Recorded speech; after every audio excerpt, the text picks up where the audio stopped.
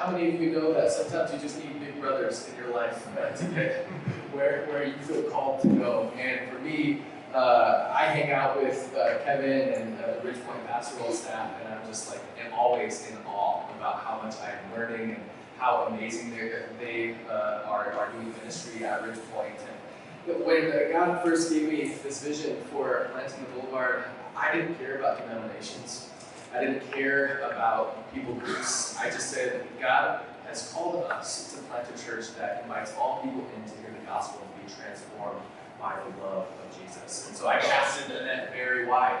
And so we are an RCA church plant, but we partner with non-churches, we partner with RCA churches, we partner with churches in Iowa and in California, and hopefully in a couple of months we'll partner with the church in Mexico to do what God is calling us to do. And this is just who we are, and this is what we're about. We're about helping people, especially our neighbors, discovering God's love. That's it. And who we do that with? Maybe that's some of you, maybe that's with Kevin and some other people, but we just care all about that. We just want to be about helping our neighbors discover God's love. Today, though, as we kind of kick off our second week of the paradox, how many of you remember the definition of paradox? All of you remember the definition of paradox. I know you all remember the definition of paradox. Well, last week, we kicked off a sermon series called The Paradox of Life. And we defined the paradox, it should be here on the stage, a contradictory statement that holds out to be true. So we define a paradox as a contradictory statement that holds out to be true. And so I gave you a couple examples. So for example, the paradox of the statement, if you eat more, you will be healthier and potentially lose weight. But when I tried that paradoxical statement, I just ended up eating 4 or 5 really big meals that were really unhealthy, and then I ended up being less healthy after that. But the beauty of this paradox is that if you actually eat 4 to 5 smaller, healthier meals, you actually will be healthier afterwards. But sometimes you just need the discipline, right? Can I get an amen on that? To just kind of be disciplined in eating the 4 to 5 smaller, healthier meals. But the paradox of life. And last week, we looked at Jesus' words in Matthew 16, where Jesus said, deny yourself, pick up your cross, and follow me. If you want to find your life, if you want to discover your life, if you want to have life, you got to give it away. You got to give it to Jesus. And that is the paradox of life, and that's what we're going to be looking at for the next couple of weeks. So if you are here for the very first time, and you weren't here for last week, that's okay. We're going to pick up right where we left off. And I'm just so excited that I'm going to be co-preaching today with Amber. Amber has been on our team from the very beginning. She was sitting in the lawn chairs of our backyard about a year ago, and we prayed and dreamed, and she has helped us pastor this congregation to what it is today, and I'm just so excited that we get to share this mic. Just a quick caveat. Our church has a mission statement, and you'll hear me say this all the time. You hear all of us say it. Our goal is to discover God's love with our neighbors. I have a personal mission statement, though. I kind of live my life through this one thing. I try to, at least. I don't always get it right, but I try to do it. And it's this. I believe that Aguilera is put on this earth to equip and empower people to do what God has called them to do in the world. That's my life's mission. I say it all the time, and I try to live my life in and through that mission statement. And it's important for me as a Boulevard to say, where are you and how are you serving God, and how are you making an impact in your relationships and in the kingdom of God? And for me, all I want to do is equip and empower you to do what God has called you to do in the world. We have some amazing leaders at the Boulevard already. We have some amazing people who are gifted in hospitality. We have amazing people who are gifted in making coffee. Can I get an amen? Thank you. Emily, making the coffee. But we also have some amazing pastors and preachers who I eventually will invite up here, and we'll do it together, or maybe they'll do it by themselves, or sometimes, obviously, I will be here. But you all know that I'm the lead pastor of the Boulevard. I don't need to have this egotistical way of leading the church, and that's why it's important for me to share the stage. And I'm just so excited that Amber is preaching today, because she's a gifted leader, a gifted preacher, and we just have this word from the Lord today. It's also important for me to let you know that the Boulevard cares a lot about empowering women.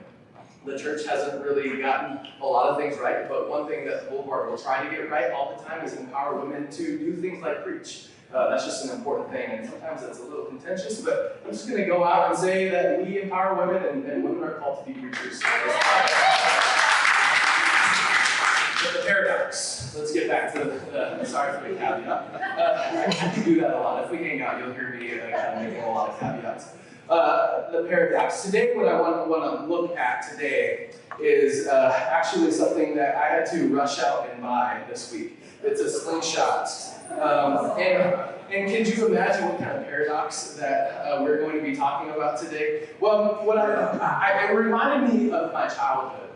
And the paradox that we're going to look at today is sometimes in order to go forward, you got to go backwards. That's the paradox that we're going to be looking at today. Sometimes in order to go forward, you've got to go backwards. And I thought of a slingshot because it was when I was growing up in Southern California that I learned the beauty of this paradox. You see, growing up in Southern California, it was pretty dense, and there was a lot of people and a lot of houses. You could almost touch the houses that we lived next to. But because of that, there are a ton of stray cats. And as I thought about why my mom purchased a slingshot for us, it wasn't because she wanted us to like throw rocks or break windows or anything like that, but it was because she wanted us to get rid of these stray cats who would randomly poop in our yard or pee in our yard, and my mom hates cats. I'm sorry for those of you who love cats. I'm an animal lover too, but she bought us the slingshot because she wanted to get rid of these cats. Now, before you get all crazy and call the police or call like animal cruelty or whatever, we never killed any cats. We just kind of stung them, and it was fun. Anyways, I got really good at the slingshot, and we made other targets other than cats. We made cardboard targets and wooden targets and all these other things, and I got really good at it. And one thing I learned about a slingshot is that if you want the rock to go forward, you gotta push back. You gotta pull back. And the further that you pull back, the further that the rock will go, the faster that the rock will go, and the more good that we can do to our backyard, right? Because we don't want cats. So the further that you pull back on the slingshot, the faster that the rock will go. It's momentum. It's the way momentum works. You just gotta pull back. You gotta keep pulling back. But if you don't pull back that well, nothing will happen. But it's as you pull back, that's how you get the momentum, and that's how you really can do some good or harm or whatever it is that you want to do. And it's the idea that sometimes in life, in order to move forward, we got to move backwards. And our life is a lot like the slingshot. Our life is a lot like this momentum where we think and we know and we believe that God has called us to be good, and God has called us to do good, and God has called us to inhabit the love, and God has called us to do all these amazing things, and especially feel peace in our life. But all of a sudden, we find ourselves going back. It's like, one step forward, 3 steps back. Or 1 step forward, or maybe even a half step forward, and then 10 steps back. For some reason, God calls us to live out this paradox of in order to go forward, we got to go backwards. And I sit with someone, and I listen to what we're going through. And sometimes we sit together and we share together about our setbacks, because I have them too. But what's amazing to me is that God uses our setbacks to be catapulted into doing good in the world.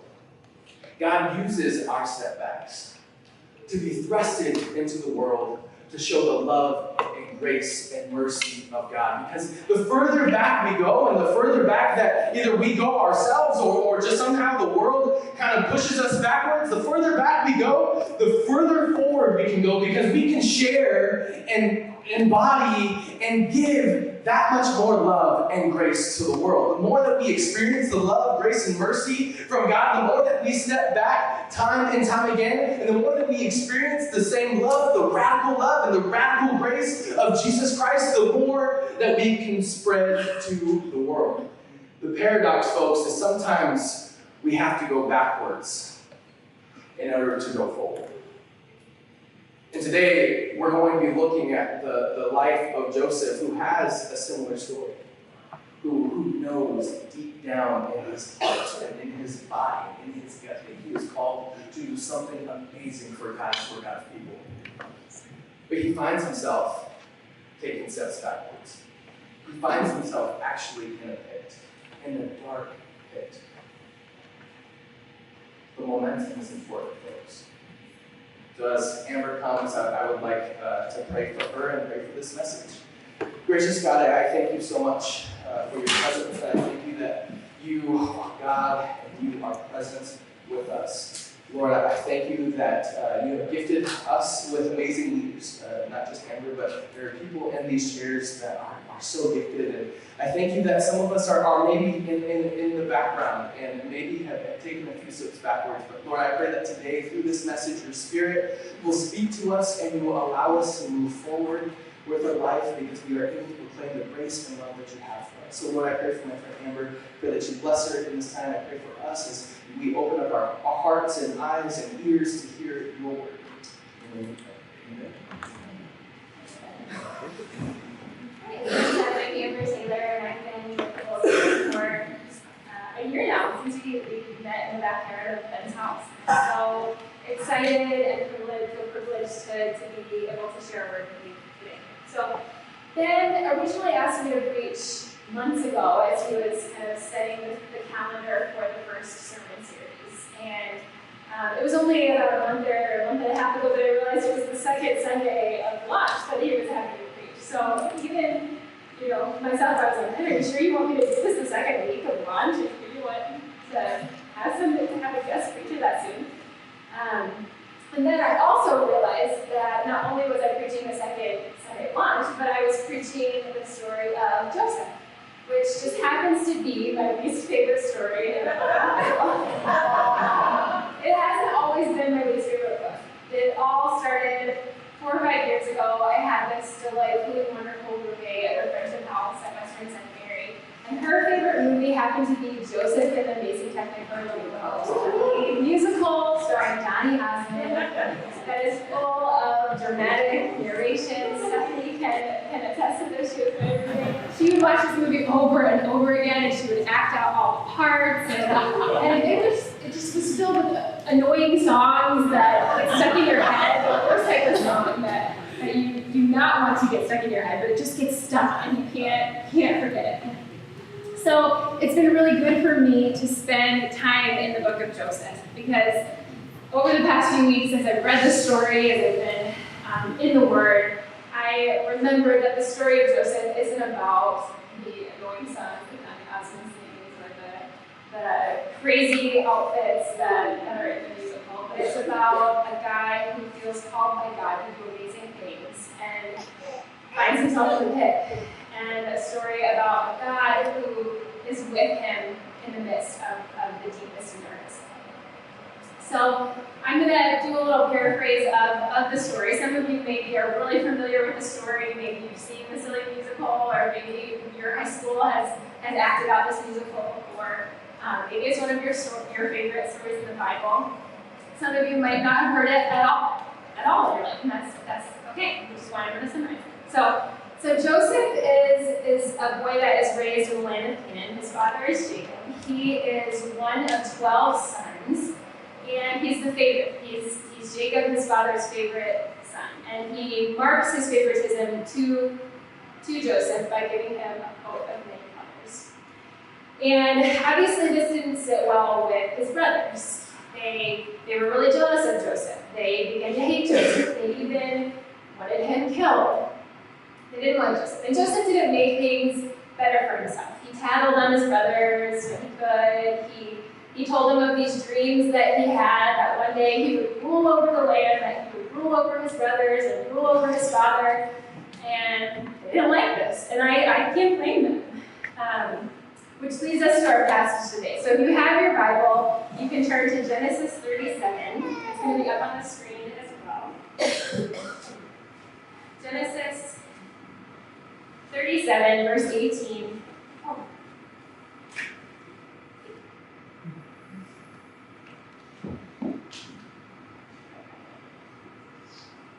They saw him from a distance, they, his brothers, saw him from a distance, and before he came near to them, they conspired to kill him. They said to one another, "Here comes this dreamer. Come now, let us kill him and throw him into one of the pits. Then we will see that the wild animals shall devour him, and we shall see what become of his dreams." But when Reuben, his oldest brother, heard it, he delivered them out of their hands, saying, "Let us not take his life." Reuben said to them, "Shed no blood, throw him into the pit here in the wilderness, but lay no hand on him, that he might rescue him out of their hands and restore him to his father." So when Joseph came to his brothers, they stripped him of his robe, the long robe with sleeves that he wore, and they took him and they threw him into the pit. And the pit was empty. There was no water in it. This is the word of the Lord. They threw him into a pit, way down deep into a dark pit. I wonder if you can imagine what Joseph was feeling in the pit. I imagine that he felt betrayed by his brothers. I imagine that he felt scared and lonely and confused and wondering why. Why did his brothers throw him into this pit? Why did God allow for his brothers to do this to him? I imagine that he felt scared and wondered, how long will I be in the pit? A few years ago, 4 years ago, I found myself in one of the deepest pits that I had ever experienced in my life. I grew up in an amazing home with amazing parents who took me to church, and I always understood that God loved me and that God cared for me. It was never a question. I never questioned where God was or what I meant to God or who I was. And 4 years ago, I ended up into the deepest pit of depression that I had ever been before. I had recently graduated from seminary. It was a very odd time to find myself in the pit. I had just graduated with my master's degree. I had mastered the divine, which is a silly joke that seminarians say, but it's just the name of our master's degree. I had opportunities. I could go find a job. I could maybe move to a new city, meet new people. It felt like it should be a really, really exciting time. But it was almost as if I walked across the stage, took my diploma, and started my descent into one of the darkest pits of depression that I had ever been. I had recently resigned from a position at the church that I had been working at for many, many years. I had felt called by God to leave this job in hopes for a new position that I had kind of helped to create, and felt like God was just really calling me to this position, only to the position was given to somebody else. So I didn't have a job. I questioned God. I wondered where he had been. Why did he call me to this? I felt confused and hurt. I had my first serious relationship and fell in love really, really quickly, and the relationship got way too serious, way too quickly, and ended just as quickly, leaving me feeling heartbroken and unwanted and unloved. Deeper and deeper and deeper into the pit that I went. I felt like the psalmist who cried out to God by day and didn't hear an answer, and cried out to God by night and found no peace. For the first time in my life, I questioned where God was. I wonder if you've ever been in the pit and have wondered, where is God in the midst of this pit? Today I'm going to be talking about 3 places that we can find God in the pit, and 3 places that Joseph found God in the pit. So in Genesis 39, verse 2, we see the first place that God meets Joseph. We see that God is with Joseph in the pit.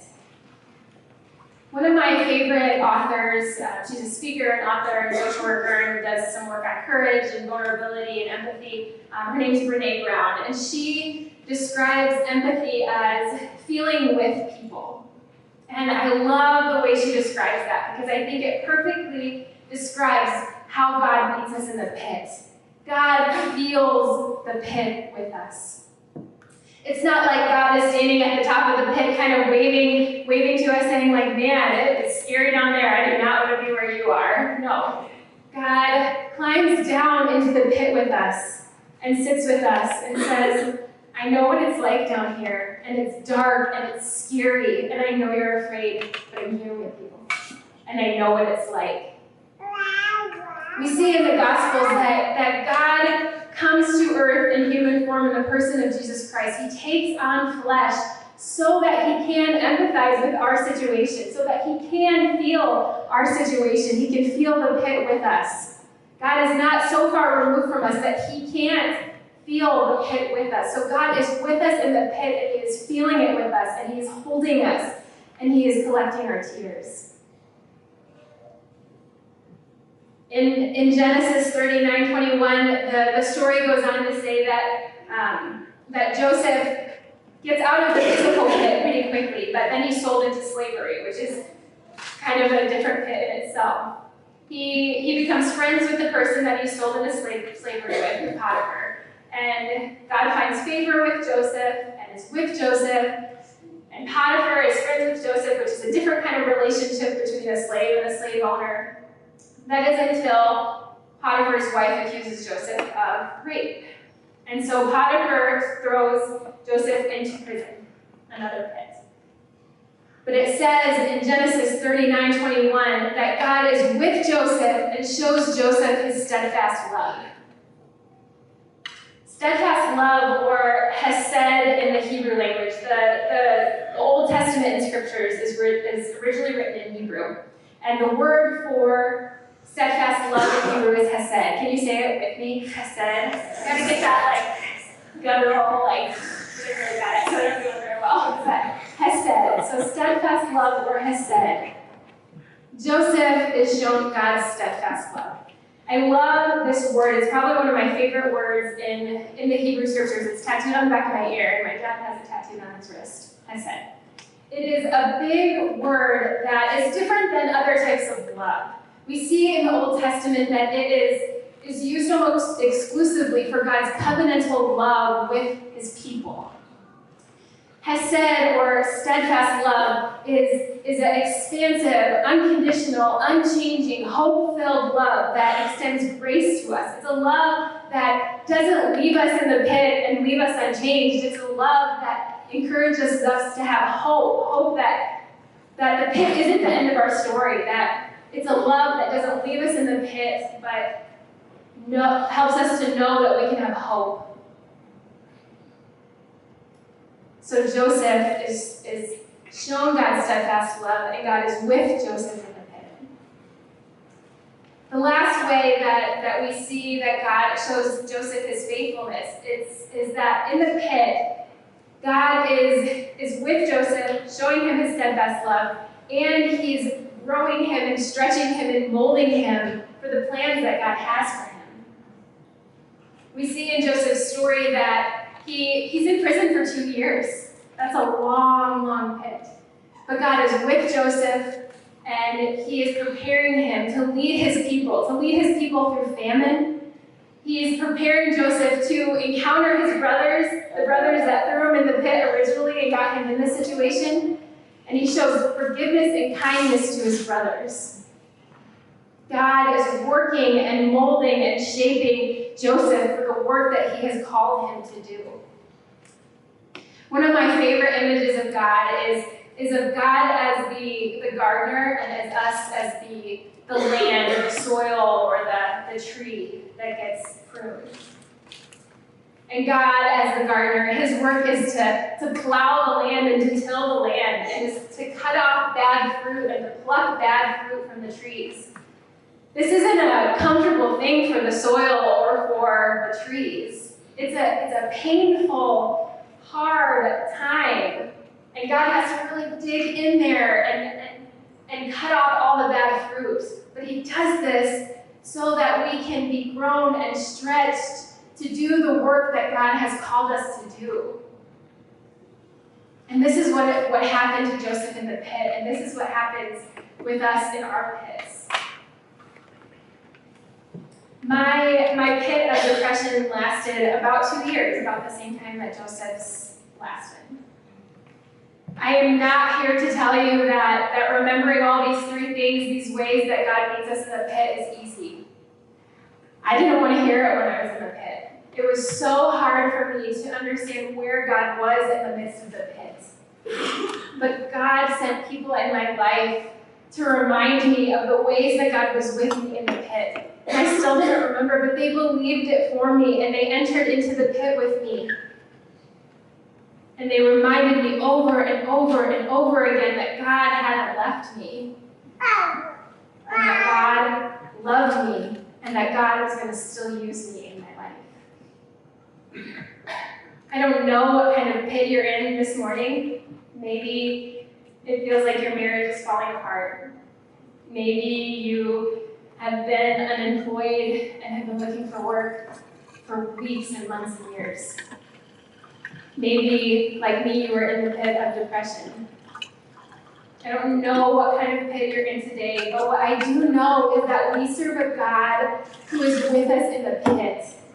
We serve a God who comes down into the pit with us and meets us in the pit and reminds us of his steadfast love, which is a love that changes us and gives us hope. Hope that we can one day come out of the pit and be used by God for amazing things in this world. I don't know what kind of pit you're in today, but I know that I've been in the pit before, and I'll probably be in the pit again someday. And you don't have to be in the pit alone. I'm not afraid of the pit, and I would love to go down with you in the pit. And the Boulevard has seen pits before too. We want to enter into the pit with you and remind you that God loves you, and that God is there for you, and that God is going to use you for his work in his kingdom.